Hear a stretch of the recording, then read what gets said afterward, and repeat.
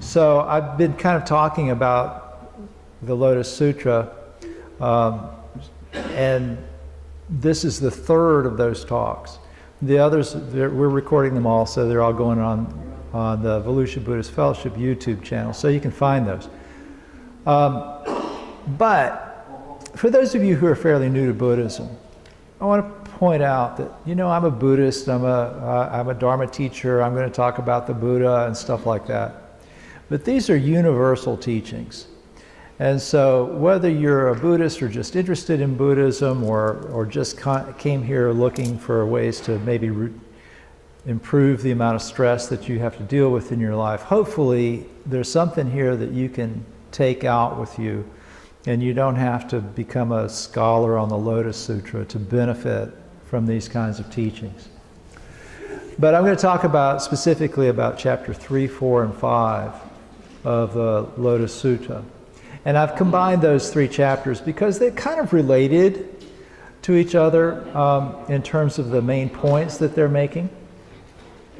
So interestingly enough, these three chapters deal with the idea of expedient means or skillful means, that the Buddha taught different people according to their ability to understand.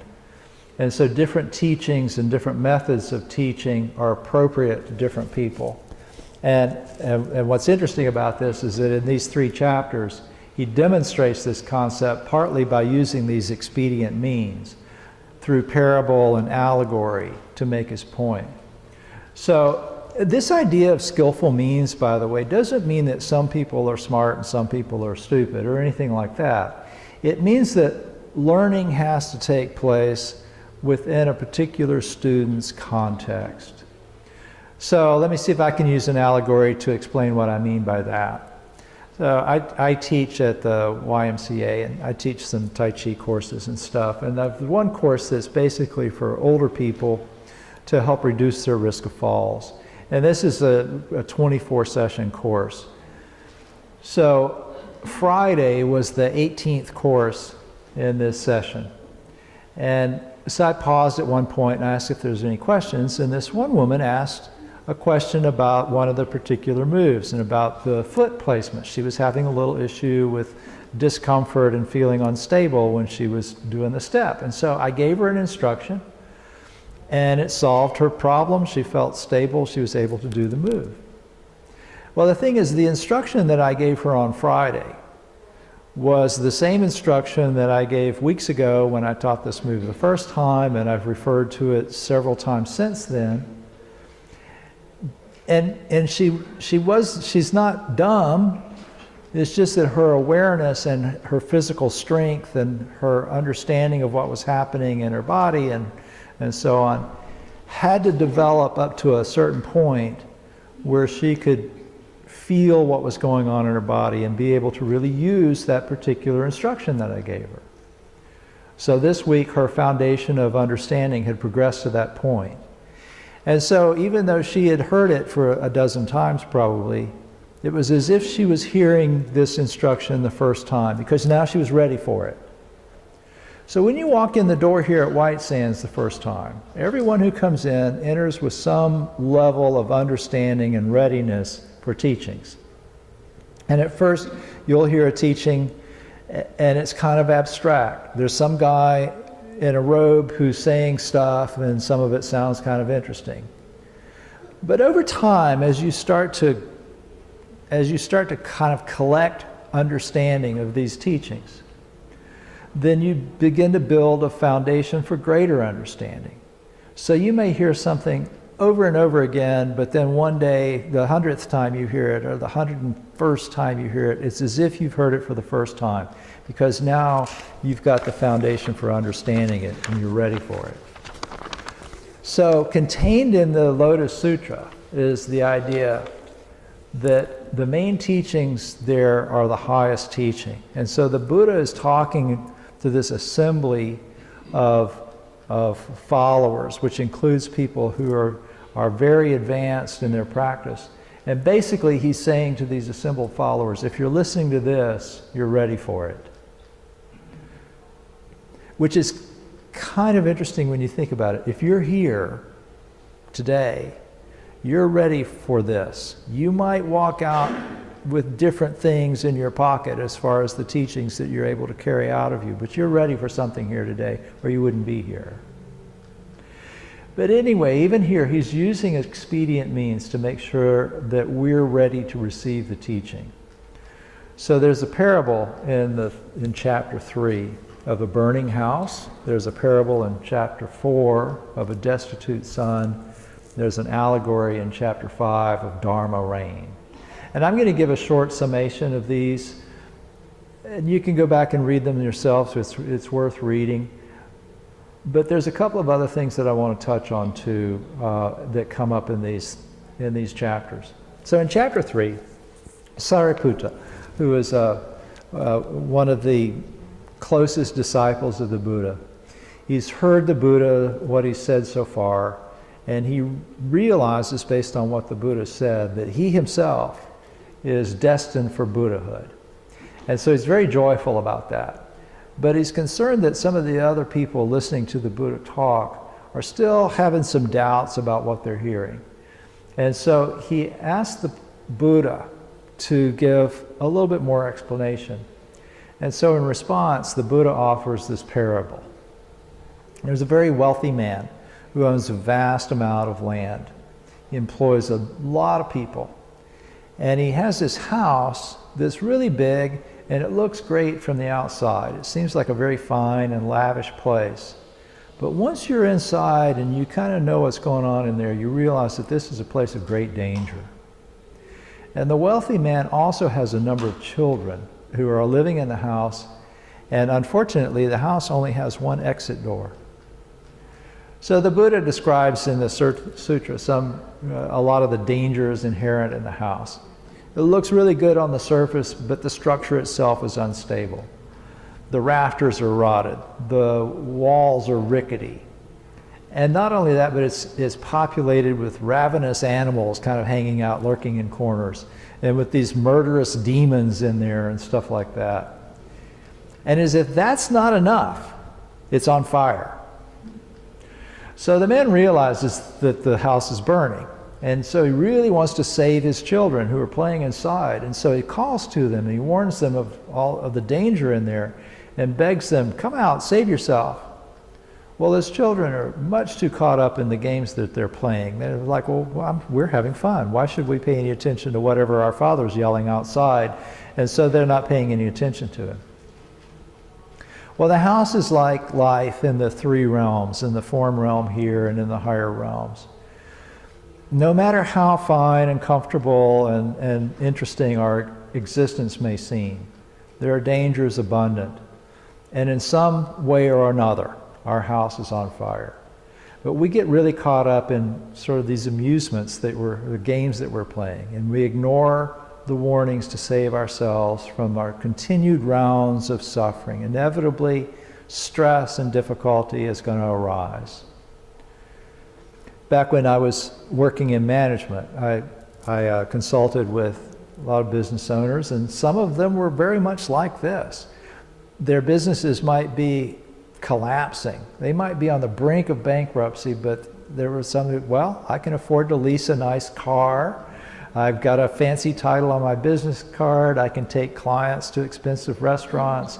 And all of those things can become ways of distracting yourself from the reality that your business is on the brink of disaster. And in a lot of ways, we're all kind of like that. We're ignoring the fires around us. So the man in this parable is like the Buddha, urging us to save ourselves.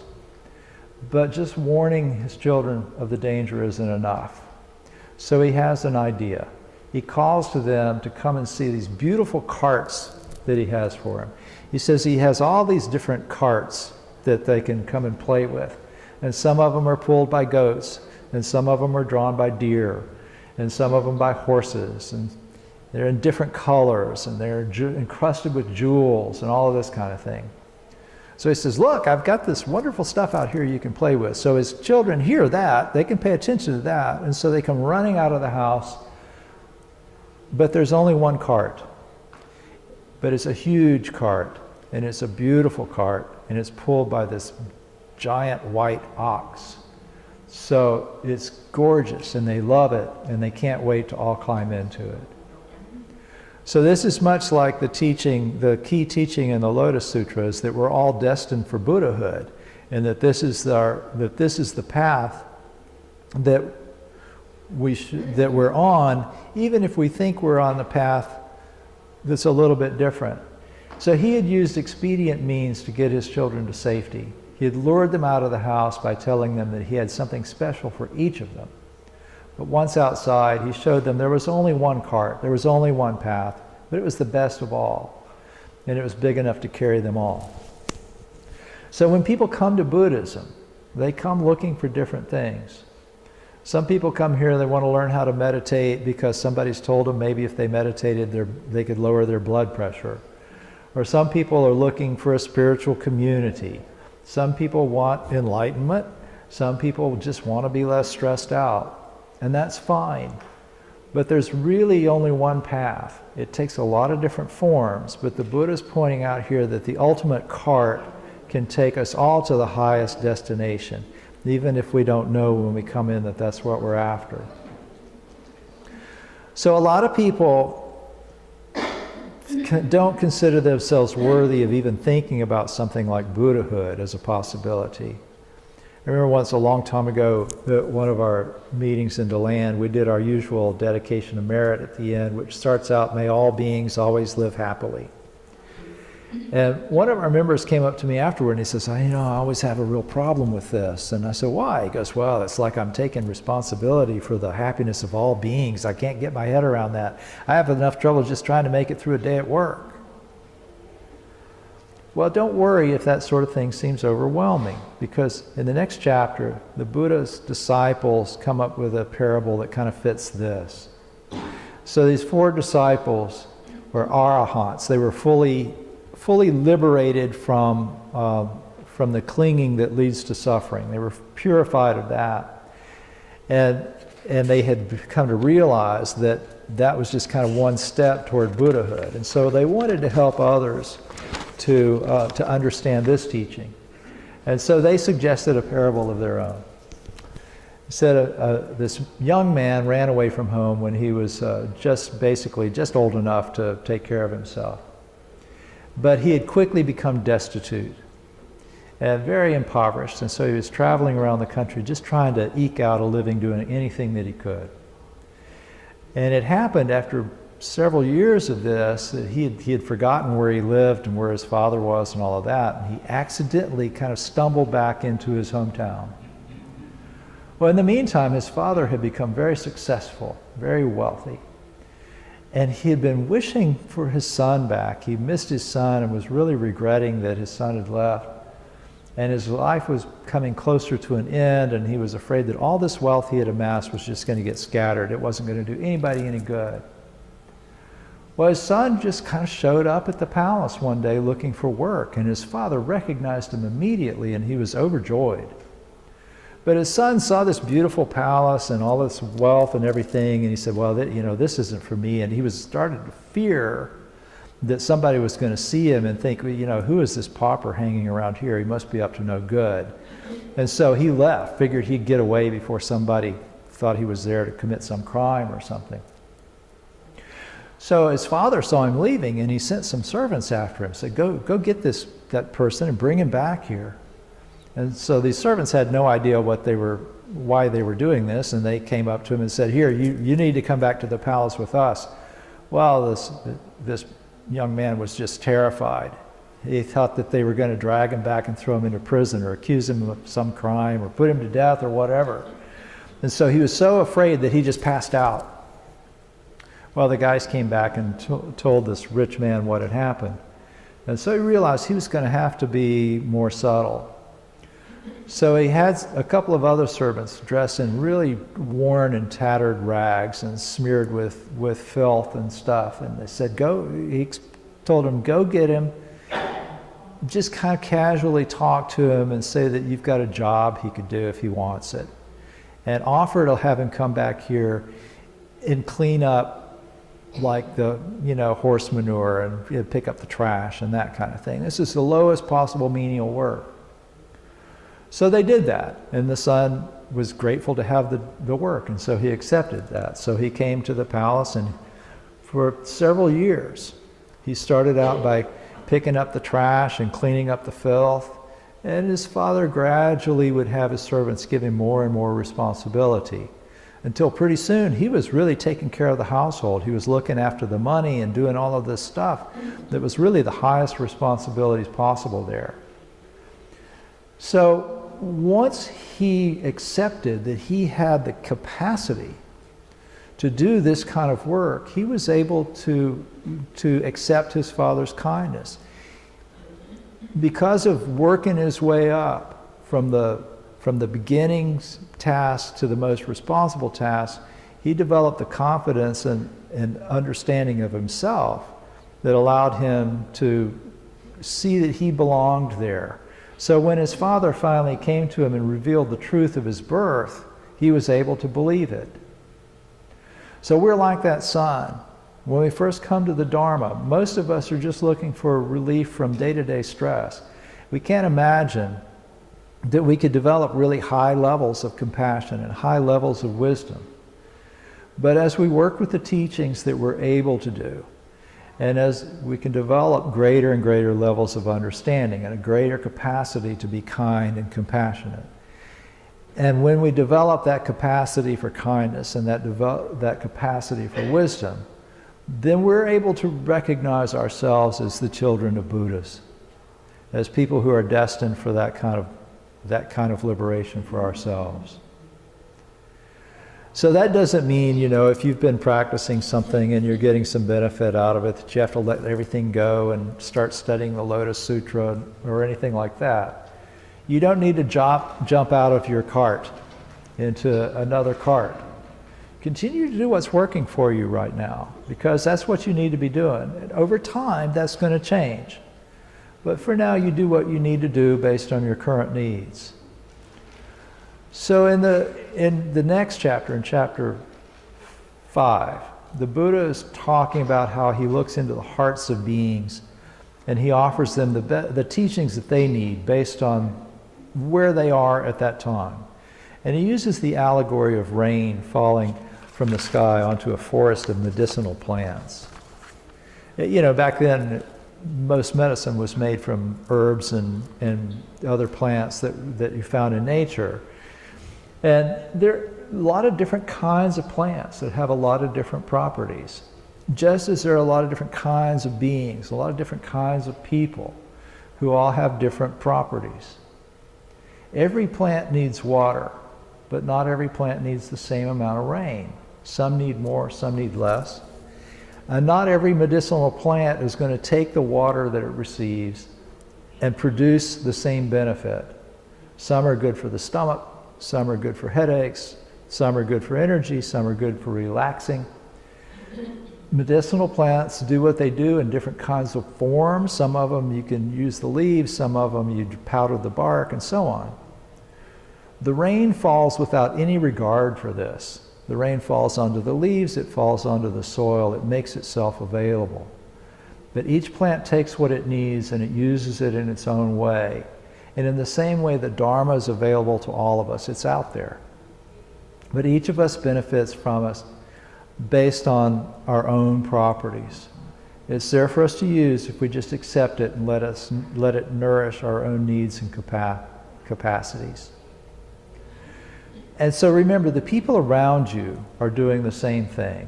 Everyone is practicing according to what they need at this time for themselves. So I want to go back to something that was in chapter 3. So those of you who are reading this came across this lengthy section on what will happen if you share this sutra with someone who's not ready for it, or if someone hears it and isn't ready for it and then disparages it.